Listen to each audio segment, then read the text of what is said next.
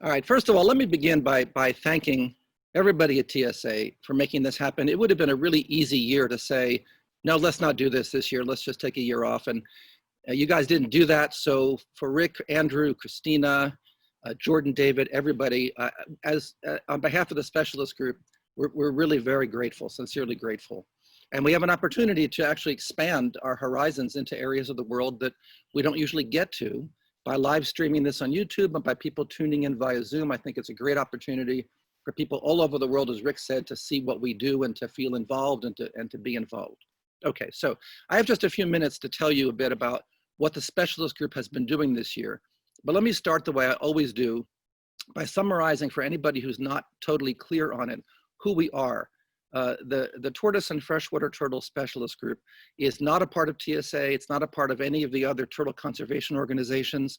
IUCN, which is the major conservation monitoring body in the world, based in Geneva, has hundreds of specialist groups, and we are only one of them.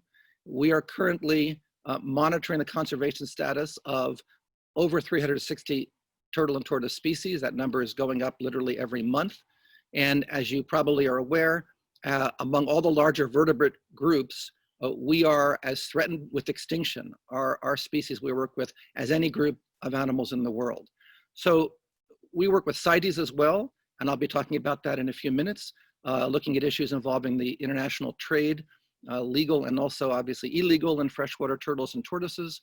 And we are the Red List Authority. So I work closely with the Red List Coordinator, Carla Eisenberg, who's based in Australia, to generate assessments and reassessments of species that we need to understand where they are right now and whether we need to uplist them to a more threatened status or not. We are today 343 members. We've enrolled 25 new members in the past 2 years. When I became the chair a few years ago, I said one of my goals was to diversify group membership. So I actually ran a few numbers in the last couple of days. So just so everybody is aware, nearly half of our group continues to be based in either the US or Canada. But over the past 2 or 3 years, that has become a bit more diverse.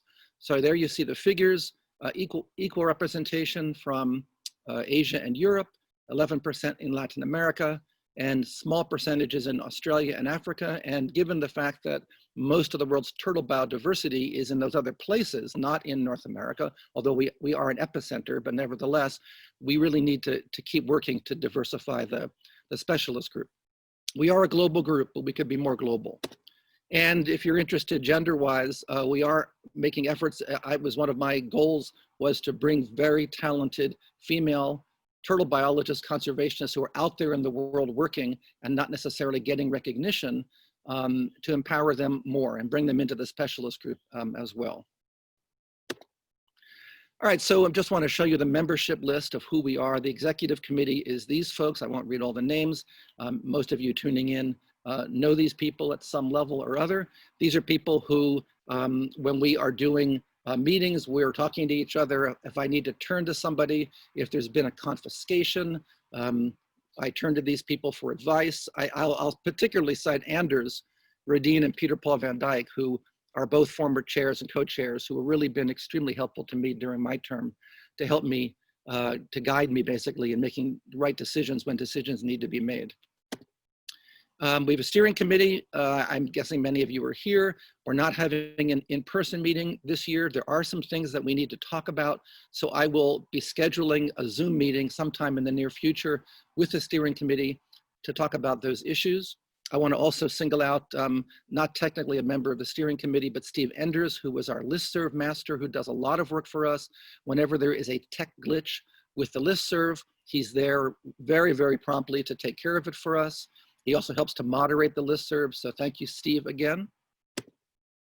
We have regional vice chairs, and as I said, my feeling is, and I know Rick agrees, that one of the essential goals of all of us, because most of the turtles in the world and most of the threatened turtles and tortoises in the world are in their range countries, are in the developing world, is to bring more people from the developing world, particularly young conservationists, into our leadership. And there are lots and lots of people out there on the ground doing great work, not always feeling like they are completely connected to the international community. And my goal in doing this, and my goal in the travels that I would do in a normal year, are to really make these people, get some recognition for them, strategize with them about how to get more grant money, strategize on new projects, and so forth. And so they're all over the world, representing all the same regions and continents that I just identified. So what have we been doing? We have assessments that are in progress. We had a workshop in Singapore in 2018, which involved 93 assessments and reassessments of Asian species. Carla is in charge of that. We all help, and those are still in progress. Our side is mostly done now. Our side meaning the people who are actually the experts who met at the workshop, and those people to whom the assessments were sent for review. It then goes to IUCN, and the folks there do their own review, and then they have to put it through the bureaucratic process before the uplisting, if an uplisting has been recommended, is made. So those are in progress. I'm also working with conservationists in the Caribbean to assess those 4 species. We had a quadrennial meeting. Everything at IUCN works on a quadrennium basis. Every 4 years, there is new membership. And I'll take this moment also to point out that I sent out an email to the specialist group saying that you got an email from the SSC chair, John Paul Rodriguez, telling you to notify me if you want to continue your membership, but you do not need to do that. I'm assuming that you do unless you notify me otherwise, okay? So we had a meeting in Abu Dhabi in October, which was my first quadrennial meeting, and it was a chance for me to meet a lot of the leadership folks at IUCN, and that was really valuable for me. Russ Mittermeier, who's a very important member of our group on the executive committee, was also there representing primates as well as turtles. And it was a very productive meeting at which, as I said, I got to meet a lot of new people and hear a lot of new strategies. Publications, so, you know, in some sense, on the ground, conservation matters far more than what we publish, obviously. But when I became chair, I was struck by the fact that as a group, or even as parts of our groups, had not published a lot of analyses of the current state of a threat to turtles and tortoises worldwide. And that was in contrast to many other vertebrate groups. People who do frogs and salamanders and snakes and lizards have been doing this stuff. So I just put the word out to please do that, and I'll come back to that in a minute, but we've done a lot of publishing in the last 3 years, and I think it's been good. And then just to mention 2 other things that have occupied me, not to the same extent as those top issues, is we have an issue that everybody is aware of going on along the border, the Arizona-Sonora border, involving the construction of the border wall and the oasis, the spring at Quitabaquito inside Oregon Pied Cactus National Monument. Christina Jones and others, Phil Rosen, members of the group of people I've talked to about this. We engaged in a letter writing and informational campaign to try to get the Homeland Security people and the National Parks people to pay attention to mitigation efforts because of the risk of draining or degrading that pond, which is the critical habitat remaining on the US side of the border for the subspecies of Sonoran mud turtle, the Sonoida mud turtle. And they're in a very precarious state with only a few hundred animals left. And so I can't tell you today whether we've been successful in that. I've been in almost constant touch with the folks at the Center for Biological Diversity, who I respect enormously. Lycan Jordahl is their on-the-ground person. He's been sending me videos, information about water flow from the pumps that are being used to take water out of the aquifer for the building of the concrete foundation, the cement foundation of the wall. And that's an ongoing effort. That fence is going through that area, and we will see exactly what the impact has been, but I'm sure that it's not good. And then lastly, I'll come back to this in a sec, but there was, as I think you probably all know, a massive confiscation in Mexico City or outside Mexico City of 15,000 freshwater turtles from southern Mexico. It was, in terms of numbers, in sheer numbers, it was the largest single confiscation involving turtles or tortoises ever made. And that happened recently, and I've been in touch on a weekly basis with folks in the Mexican government and also NGOs in Mexico and also members of our own specialist group who are based in Mexico about what's going on there and how can we help. Publications. After publications that came out in 2018, 2019 by Lovich et al., which was a great paper published in Bioscience, another important paper published by a large number of us, Rodin et al., the following year, later the same year. We have a paper that came out, and I have a reference at the bottom there for you. I advise you to check it out, download the PDF. If you're not able to download it from wherever you are, email me and I'll send you a PDF of it. Published in Current Biology, 51 of us, that probably is the largest group of turtle conservationists ever to publish something together, assessing simply the current state of turtles and tortoises in the world, itemizing the threats, and also talking about in the paper what needs to be done to mitigate these threats. All right, so back to the confiscation, my final topic. In early May this year, there was a confiscation made at an air cargo facility near Mexico City. 15,000 approximately freshwater turtles. 5,000 of these approximately were Claudius angustatus. That would be the species of greatest concern to the conservation community, but there were 6 species all told. This effort to ship these turtles to China was intercepted by Profepa, which is sort of the U.S. Fish and Wildlife Service of Mexico, and they were taken to a facility nearby where they were kept as rescue animals, but in a climate completely unsuited to them. So Mexican authorities and turtle experts, Rodrigo Masip is somebody who was very much involved here, and I want to give a shout out to him. Everybody was very much aware this was not a good place for them to be kept. They began dying quite quickly from overcrowding and stress, and also an improper climate. So they were sent eventually down to southern Mexico, and they were sent to 2 different private commercial farms, crocodile turtle farms, where they are today. They are legal evidence in a pending trial against those who were involved in attempting to ship them to China.